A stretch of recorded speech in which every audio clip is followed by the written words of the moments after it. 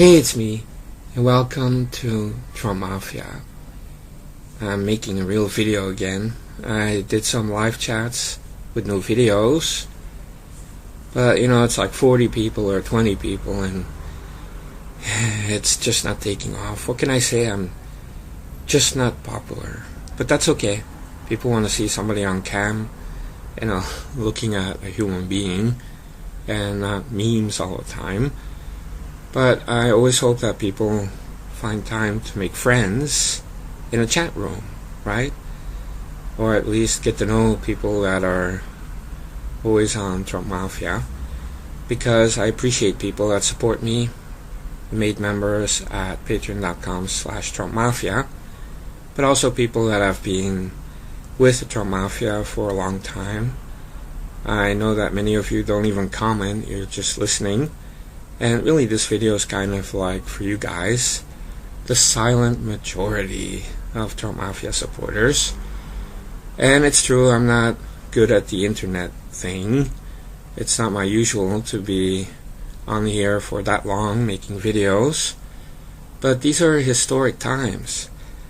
Now what I've been noticing is that Democrats have completely collapsed.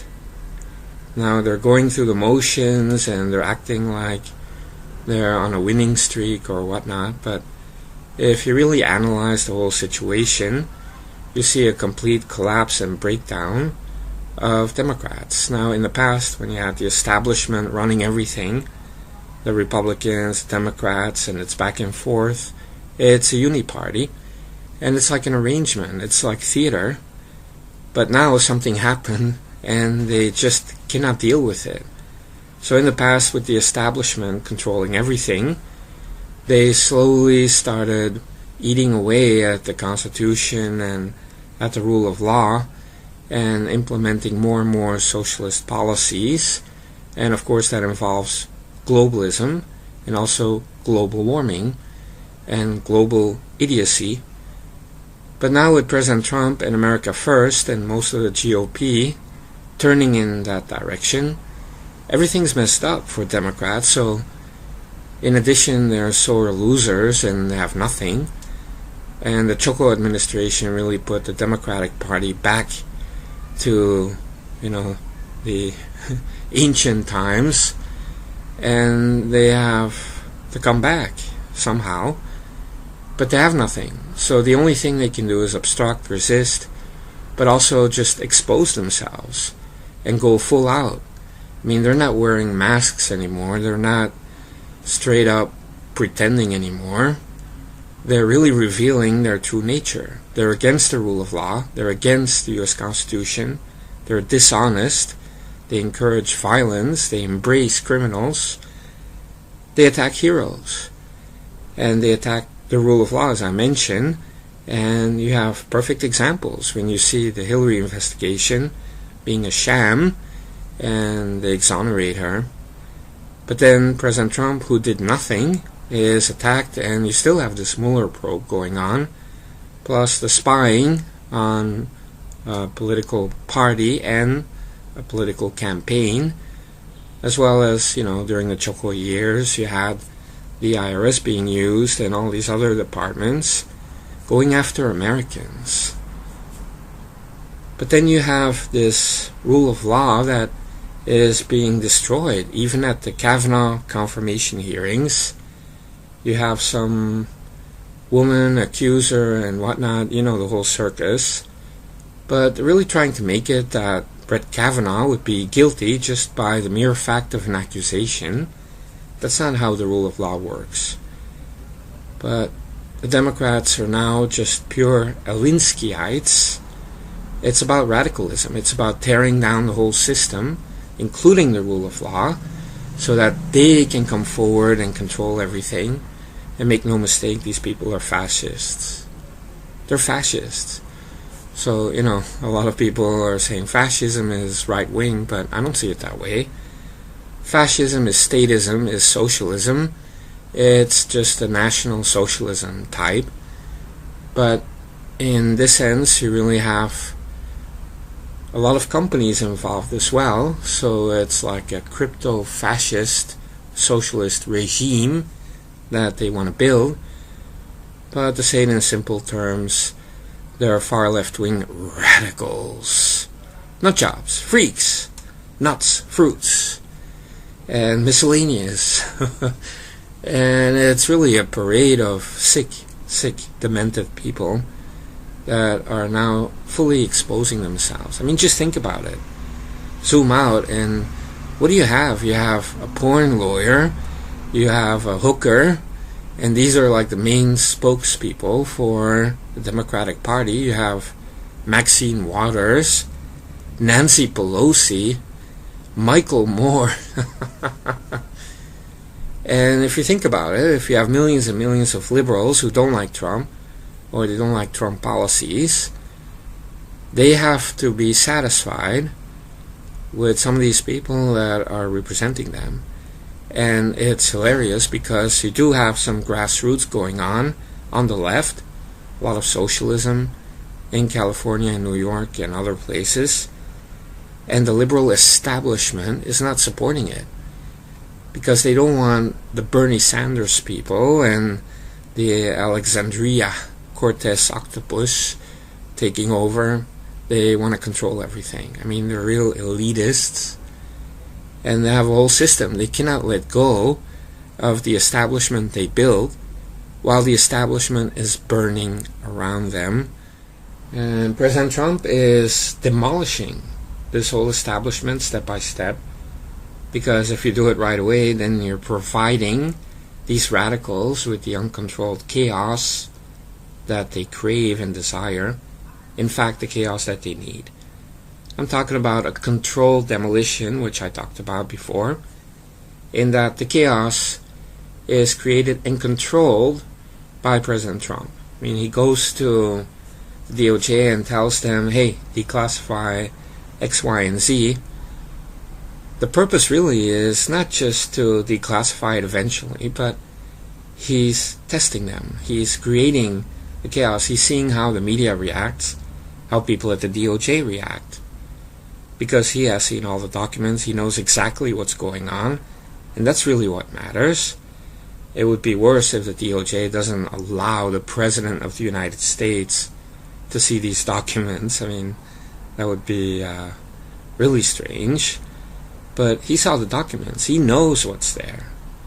And so if we get to see it or not, eventually we will, but what matters is that President Trump knows exactly what's going on, so he can use it as leverage. And he's using Rosenstein and Steiner and Jeff Sessions as leverage. He's using everything he knows about John Brennan, James Comey, Susan Rice, and of course Andrew McKay, Peter Strzok, and the other players as leverage. Because we're talking about a controlled demolition, but I'm telling you right now, if President Trump wanted to, he could blow it up right now, all of it. And he could expose these people, he could go hardcore on these people, and in many ways that's what we want. I mean, we want a rampage, but it's not going to happen. Because, of course, that would also mean that President Trump goes down with it. What he wants to do is really to have that controlled demolition where he's in control and he's creating a better government, a better nation. And of course it takes time. Of course it takes time. It hasn't even been 2 years. But we're talking about an establishment that has been there for decades and decades. Even the Reagan administration was more conservative, you could say, but at the same time, the establishment still had a lot of control. And now we're talking about the establishment having the least control than they ever had in the last many, many decades. And so, of course, a lot of people are upset. Of course, a lot of people are resisting. Of course, a lot of people are exposing themselves because they don't understand what the hell is going on. But President Trump knows exactly what he's doing, and in a way he's also leveraging us, the public, and the fake news, and the media, on the left and the right. And like I said, it's a controlled demolition.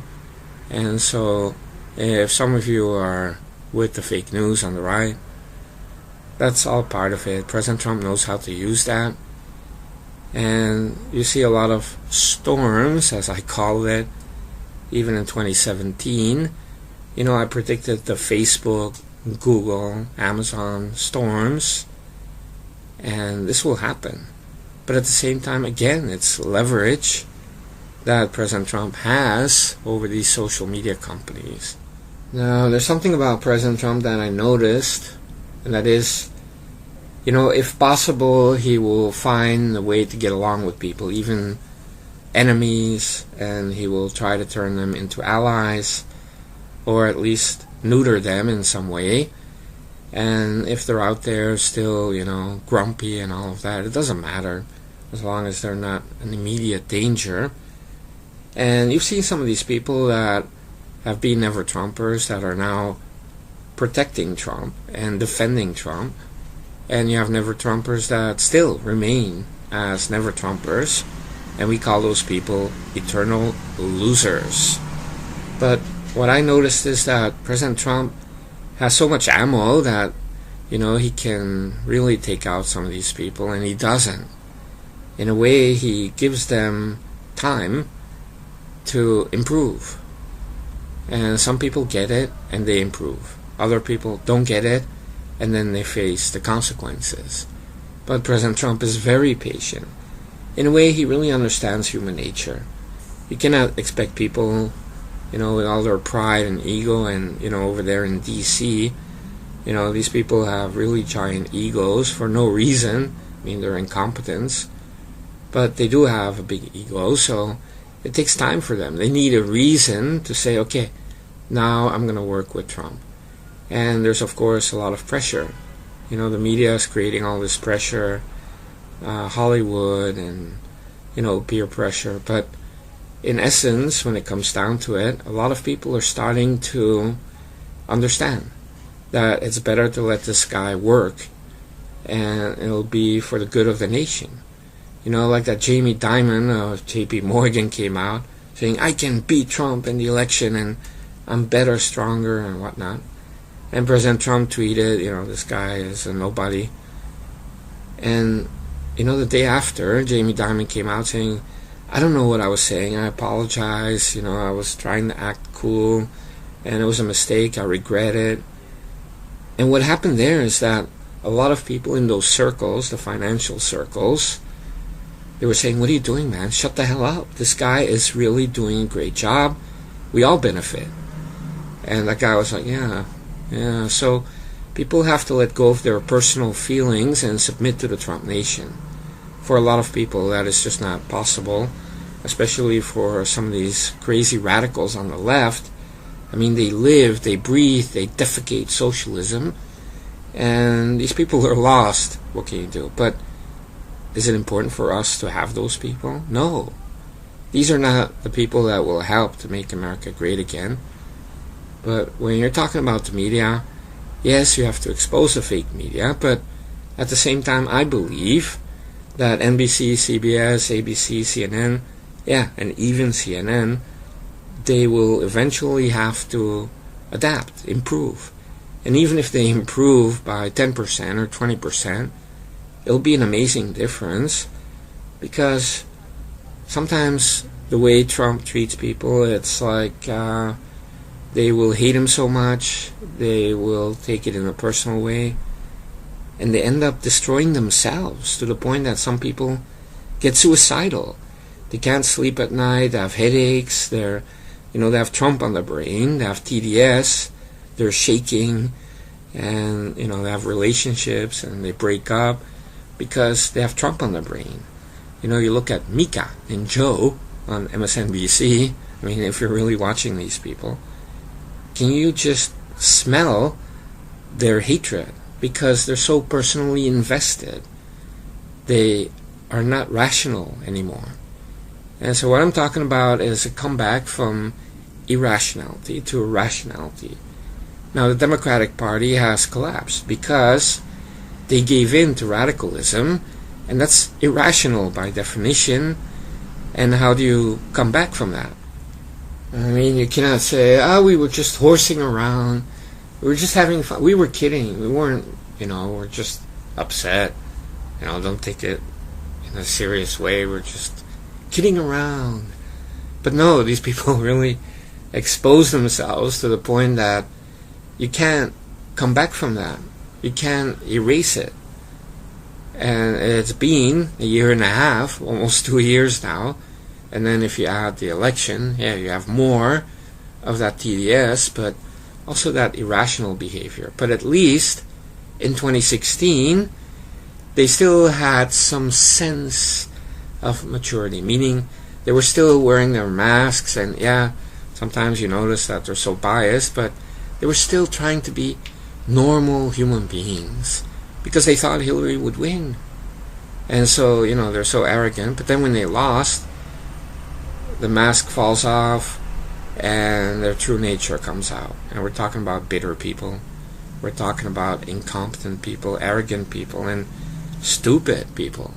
And I'm telling you, there's no worse combination than olives and chocolate. No, actually that's pretty good in a weird way. But you have stupidity and arrogance combined that is so scary. It's like you do have a lot of money involved. You have a lot of people all over the nation, and they have no choice. They're just more liberal. They don't agree with the Trump agenda. So who can they vote for? You have socialists, but even they are somewhat, shunned by the liberal elites. And the liberal elites are so radical, giving in to all the identity politics and the Twitter people, that, moderate Democrats, normal human beings, have no choice left. And so, there will be some adjustment in terms of Congress, because this is, reps and senators. It's not the same as a president. But I still feel like Democrats have no way to really come back. It will take years, decades. And so meanwhile, President Trump has been nominating so many judges, not just the Supreme Court, but other courts, and these people will be there for many decades. I mean, sometimes, like recently you had this trial, and a judge was nominated by Ronald Reagan. I mean, think about that. Think about that. That's 45 years ago.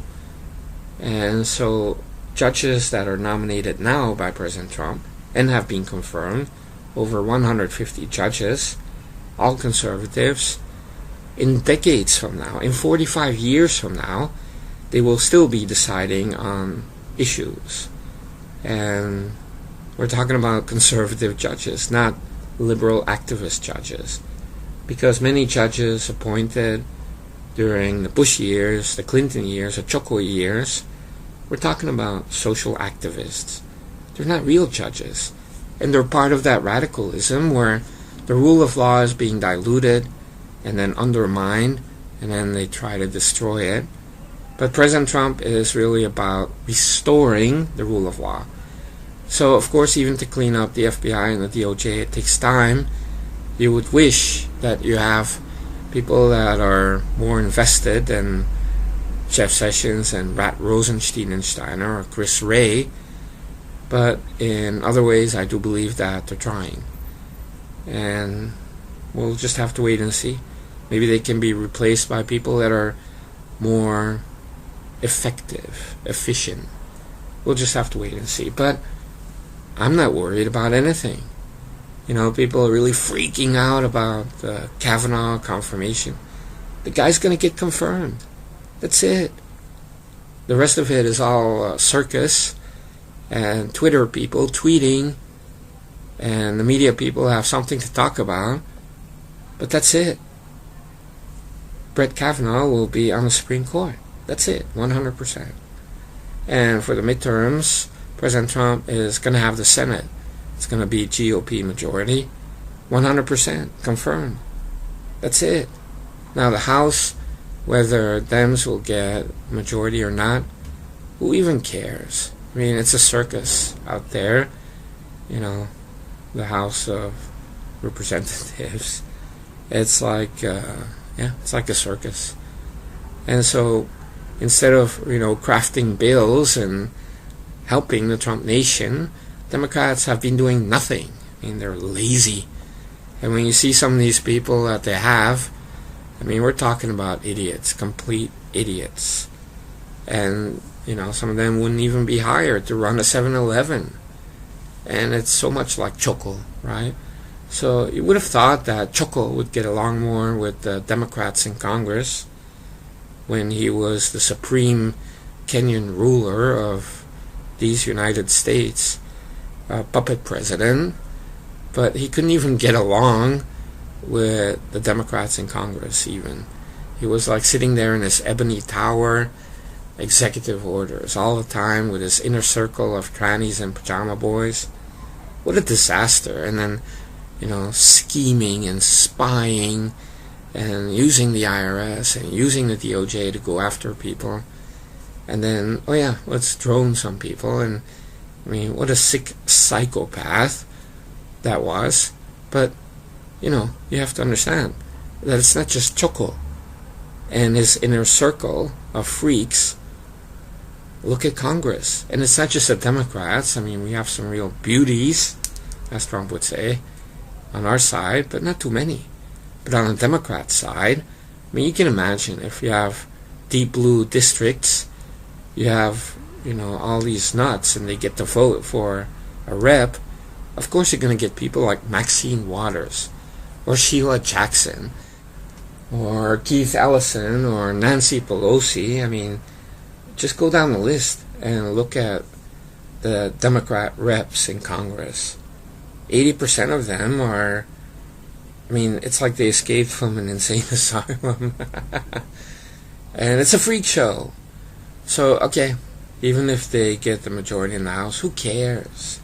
It's not going to change what Trump is doing, because we have the Senate and we have the presidency. It's like a double buffer, and so the freak show can't touch that. And it's Trump Nation. It's just going to be a different way of working, just another obstacle, and, you know, President Trump is prepared. So don't worry about it. And, you know, you will see in the House, you will have a lot of resistance against a Democrat majority, if they have one, and none of their stuff will get through. I mean, it cannot even get out of the House, potentially. Then it's never going to get out of the Senate, and President Trump will never sign it. So they're just going to be wasting time until 2020, when Trump is reelected. And that is an election, and they can come out with a million girls saying, Donald Trump raped me 40 years ago. It will not make a difference. Trump is going to be president until January of 2025. And by then, you will see that a lot of this stuff will have been cleaned up, and you will see that the Democrats would still be in trouble because they don't learn, and a couple of years, it's not enough for them to make a comeback. I mean, they need decades of rehabilitation and therapy, perhaps, or shock treatment, I don't know, waterboarding, to become human. You know, it's a transition from subhuman to human. It requires a lot of torture. What am I saying? Not torture.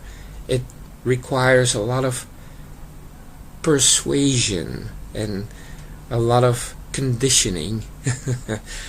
Torture, let's be honest. No, but they will really have to need decades to recover. I mean, they cannot have like a wonder boy come again, like the wonderful Choco Hussein, right, from Kenya. And, you know, everything's just right, and you can create a script, and this puppet goes out and he's reading teleprompter speeches. That can't happen again. It cannot happen again. Now, will there be like this dynamic Democrat? Everybody loves him. It's possible. But at the same time, you know, after what the Democrats pulled, you will see that there will be such an avalanche of investigations about everything about the person. And it cannot even compare to 2008, when some people were checking into Obama But nobody ever found that picture with Farrakhan. How come? If we really had some people, now investigating, and Choco was running now, that picture would have been found somehow. And other things as well. And a lot of people dropped the ball, including the establishment right media. All these people, they were talking about Bill Ayers or this or that, but did any of them really have the guts to go out there and really expose Barack Hussein Obama? No. In 2007 they started, but then that, racism charge made a lot of people shut up. Just like now, you just say, me too, and people are, oh, wow. And also, of course, the racism charge, or, you love Trump, and then you have people that are, oh, I don't like Trump, I like Q, or I like spandex bones, or, I like the U.S. Constitution. It's no longer about supporting Trump. But when it comes to 2020, you'll see that the nation will, in a vast majority, even bigger than 2016, confirm President Trump as our supreme president of the United States, commander-in-chief, and to affirm that this is really the man that can bring us to the next level. Because what did Democrats do to even communicate anything to people except hatred or fear or false accusations? I mean, it's almost like they have no clue. They don't know what to do. And I've always said, a lot of people that are corrupt in government, in the DOJ, in the FBI, James Comey, Robert Mueller, all of these people, and a lot of Democrats. It's because they're incompetent, because they're not that good. And even if they're lawyers, they're not good lawyers. Because they are so stupid and incompetent, they have to cheat. And corruption is a way to cheat. And that's why you have this whole system of corruption. It's because a lot of incompetent people were brought to the fore, and they got there because they cheated. And it's like a system of cheats. Imagine if you're out there gaming and you're playing Battlefield or whatnot, and everybody's cheating. It wouldn't be cool, right? I mean, who has the next best cheat? And it becomes an arms race of cheats. And that's what you have with corruption. It just keeps on growing, and you have to be more corrupt than the next guy to get ahead. And it's not a meritocracy where you really get ahead based on talent and skills. But President Trump is bringing that back. But what I'm saying is that Democrats are so stupid. They have nothing. They have no plan, they have no idea, they have no tactics, no strategy, except cheating. How can we cheat? And so when it comes to elections, they cheat. When it comes to acting in Congress, they cheat. Everything they do is a cheat. And so these people that were at the FBI and the DOJ, they cheat. And they exonerate Hillary Clinton, they're cheating.